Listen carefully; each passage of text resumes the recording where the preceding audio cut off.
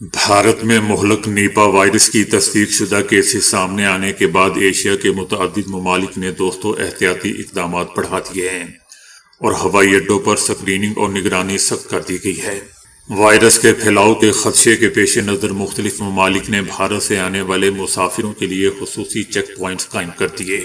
امریکی magazine Washington post کا کہنا ہے کہ امریکی سینٹر فار ڈیزیز کنٹرول یعنی CDC نے نیپا وائرس میں اموات کی شرح 40 سے 70% تک ہونے کا انتباہ جاری کر دیا ہے، جبکہ عالمی ادارہ صحت WHO نے نیپا کو ترجیحی خطرناک وائرس قرار دیتے ہوئے فوری تحقیق اور سخت نگرانی پر زور دیا ہے۔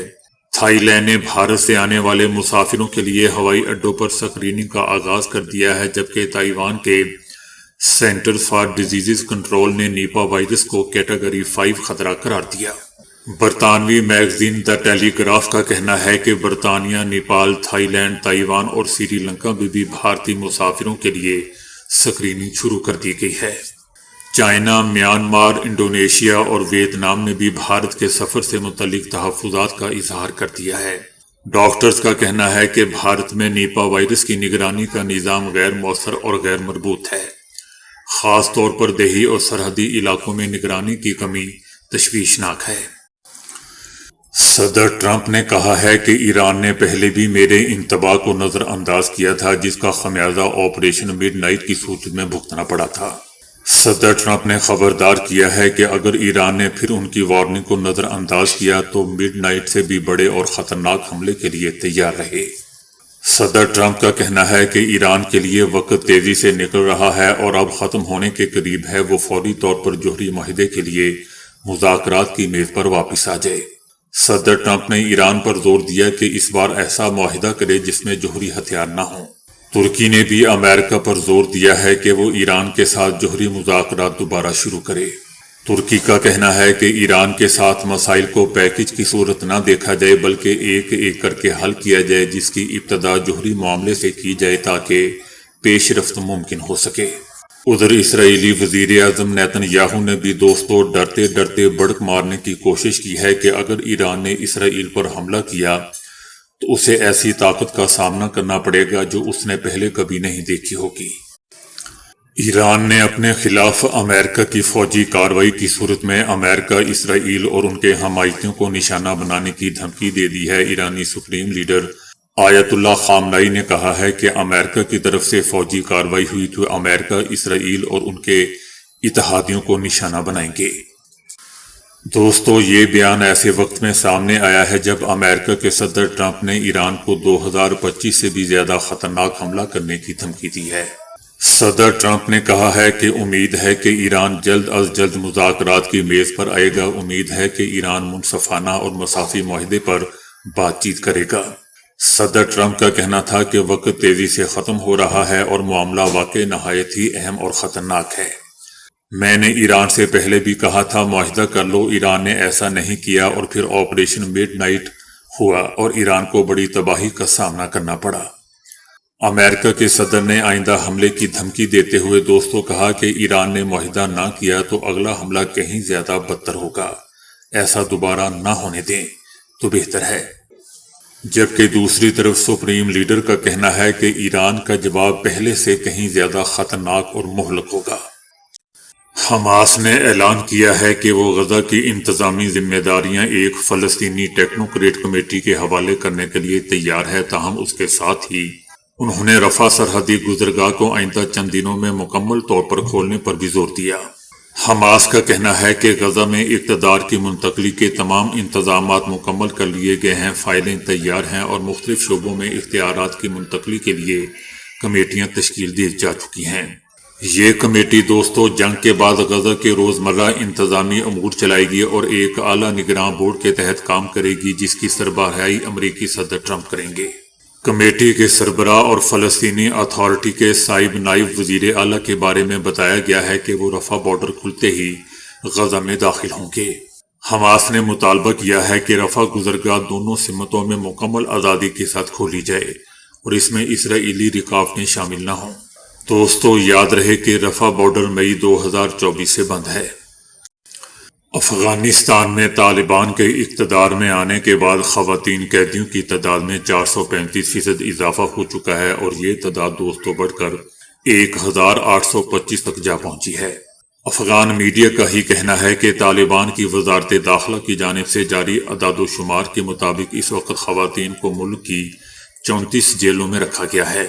اعداد و شمار کے مطابق سب سے زیادہ 470 خواتین کابل میں قید ہے، جو کسی ایک مقام پر خواتین قیدیوں کی سب سے بڑی تعداد ہے۔ زیر حراست خواتین کی تعداد گزشتہ سال کے مقابلے میں 18.7% بڑھی ہے۔ افغان میڈیا کا ہی کہنا ہے کہ 2001 سے 2021 تک جمہوری دور کے دوران افغانستان میں خواتین قیدیوں کی تعداد کبھی بھی 1000 سے زیادہ نہیں ہوئی تھی۔ 15 اگست 2021 کو طالبان کے اقتدار سنبھالنے کے بعد تقریباً 4 سال بعد ملک میں قیدیوں کی مجموعی تعداد 24,445 تک جا پہنچی ہے، جن میں 1,825 خواتین بھی شامل ہیں۔ فرانس نے ایرانی آرمی کو تخریب کار گروپوں کی فہرست سے نکالنے کا مطالبہ کر دیا ہے۔ یورپی یونین ایران میں پیش رفت کے حوالے سے ہونے والے ایک اجلاس میں 20 ایرانی افراد اور اداروں کو پابندیوں کی فہرست میں شامل کرنے کا ارادہ رکھتی ہے۔ یورپی یونین کی ایران کے لیے نئے پابندیاں ان پرزوں کی برآمد پر پابندیاں عائد کرے گی جنہیں ایران ڈرون اور میزائل بنانے کے لیے استعمال کرتا ہے، اور کئی افراد اور اداروں کو بھی یوکرین کے ساتھ جنگ میں روس کی مدد کے بہانے پابندیوں کی فہرست میں شامل کیا جائے گا۔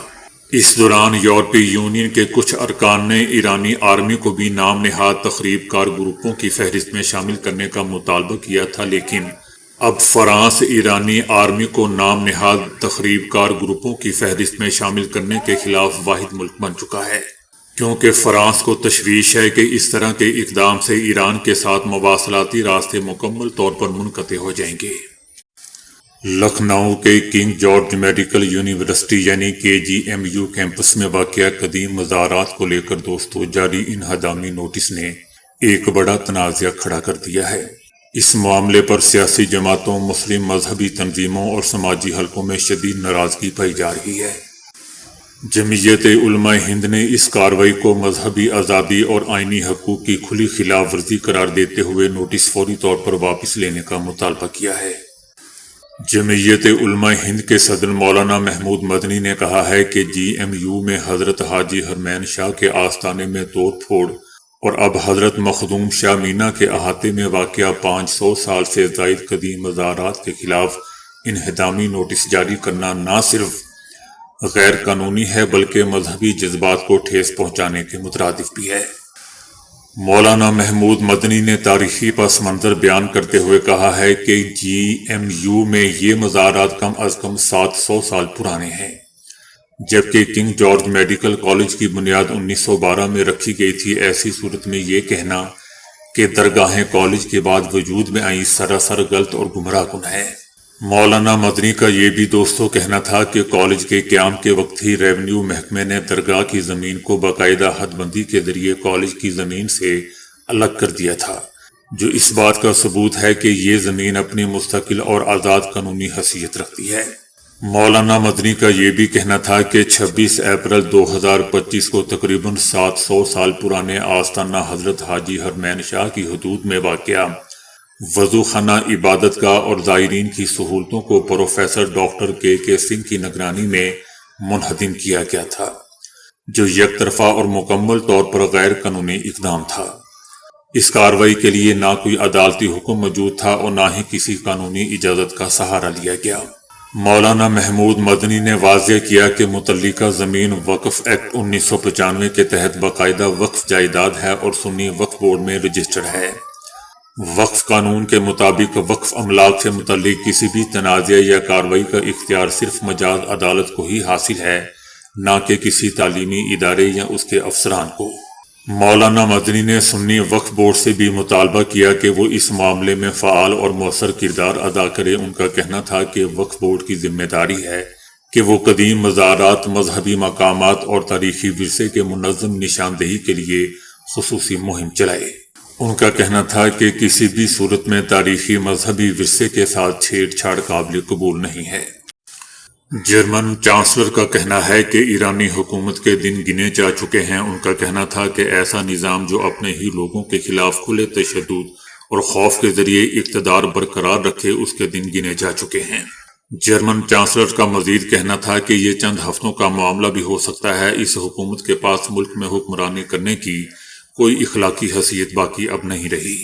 جرمن چانسلر کا دوستو، یہ بیان ایک ایسے وقت میں آیا ہے جب امریکی صدر ایران پر حملہ کرنے کی تیاری کر رہا ہے۔ صدر ٹرمپ نے آج ایک بار پھر ایران کو دھمکی دیتے ہوئے بتایا ہے کہ ہمارا ایک اور بحری بیڑا تیزی سے بھرپور طاقت کے ساتھ، جوش اور واضح مقصد کے ساتھ ایران کی طرف بڑھ رہا ہے۔ ان کا کہنا تھا کہ وینزویلا بھیجے گئے بیڑے سے بھی بڑے بیڑے کی قیادت عظیم طیارہ بردار بحری جہاز ابراہم لنکن کر رہا ہے۔ صدر ٹرمپ کا کہنا تھا کہ وینزویلا کی طرح یہ بحری بیڑا بھی طاقت تشدد سے اپنے مشن کو فوری مکمل کرے گا۔ ٹرمپ کا کہنا تھا کہ امید ہے کہ ایران جلد از جلد مذاکرات کی میز پر آئے گا، جوہری ہتھیار نہیں بلکہ ایسا معاہدہ کرے گا جو تمام فریقین کے لیے بہتر ہو۔ امریکہ نے کہا ہے کہ ایرانی حکومت ممکنہ طور پر پہلے سے کہیں زیادہ کمزور ہو چکی ہے۔ مارکو روبیو کا کہنا تھا کہ ایران کی معیشت زوال کا شکار ہے۔ ایرانی حکومت ممکنہ طور پر پہلے سے کہیں زیادہ کمزور ہو چکی ہے۔ مارکو روبیو کا کہنا تھا کہ مستقبل میں ایران میں ایک بار پھر احتجاجی مظاہرے شروع ہوں گے۔ عراق کے حالیہ مظاہروں میں یقینی طور پر ہزاروں افراد مارے گئے تھے۔ یاد رہے دوستو کہ حال ہی میں ایران میں، جیسا کہ ہم جانتے ہیں، کہ مہنگائی کے خلاف احتجاج ہوا تھا جس میں کئی افراد مارے گئے تھے، جبکہ ملک میں انٹرنیٹ کی بندش کا بھی سامنا رہا، لیکن اندرون ملک انٹرنیٹ بحال رہا۔ امریکی دھمکیوں کا سامنا کرتے ہوئے ایران کا کہنا ہے کہ وہ بے مثال جوابی کارروائی کے لیے تیار ہیں۔ ٹرمپ کی فوجی مداخلت کی دھمکی کا جواب دیتے ہوئے ایران کا کہنا ہے کہ وہ باہمی احترام پر مبنی بات چیت کے لیے کھلے ہیں، لیکن ضرورت پڑنے پر وہ بے مثال جوابی کارروائی کرے گا۔ ایکس پر ٹرمپ کے جواب دیتے ہوئے ان کا کہنا ہے کہ پچھلی بار جب امریکہ نے افغانستان اور عراق میں جنگوں میں غلطی کی، اس نے $7 ٹریلین سے زیادہ کا نقصان کیا اور 7,000 سے زیادہ امریکی جانیں گنوائیں۔ بیان میں یہ بھی کہا گیا ہے کہ ایران باہمی احترام اور مفادات کی بنیاد پر بات چیت کے لیے تیار ہے، لیکن اگر دباؤ ڈالا گیا تو وہ اپنا دفاع کرے گا اور ایسا جواب دے گا کہ آپ افغانستان اور عراق کو بھول جائیں گے۔ آپ نے جتنا نقصان افغانستان اور عراق میں اپنا کیا ہے، اس سے بھی کہیں زیادہ نقصان کر بیٹھیں گے۔ ایرانی وزیر خارجہ عباس عراقچی نے بھی کہا ہے کہ کسی بھی جارحیت کا فوری اور بھرپور جواب دیا جائے گا۔ مسلح افواج ہمہ وقت تیار ہے اور انگلیاں ٹریگر پر ہیں۔ بری، بحری اور فضائی حدود کے دفاع کے لیے ایران مکمل الرٹ ہے۔ ایرانی وزیر خارجہ کا کہنا تھا کہ 12 روزہ جنگ کے تجربات نے دفاعی صلاحیت مزید مضبوط بنا دی ہے۔ ایران پہلے سے کہیں زیادہ تیز، مؤثر اور طاقتور جواب دینے کی صلاحیت رکھتا ہے۔ جیسا کہ دوستوں میں پہلے بتا چکا ہوں کہ صدر ٹرمپ نے ایک بار پھر ایران کو دھمکی دی ہے کہ معاہدہ کرو یا پھر بدترین حملے کا سامنا کرو۔ صدر ٹرمپ کا کہنا تھا کہ ایک اور بہت بڑا آرمڈ طیارہ بردار بحری بیڑا ایران کی طرف بڑھ رہا ہے۔ یہ بڑی طاقت جوش اور مقصد کے ساتھ تیزی سے آگے بڑھ رہی ہے۔ امریکی صدر کا یہ بھی کہنا تھا کہ امید ہے کہ ایران جلد ہی میز پر آئے گا اور ایک منصفانہ اور مساوی معاہدے پر بات چیت کر لے گا۔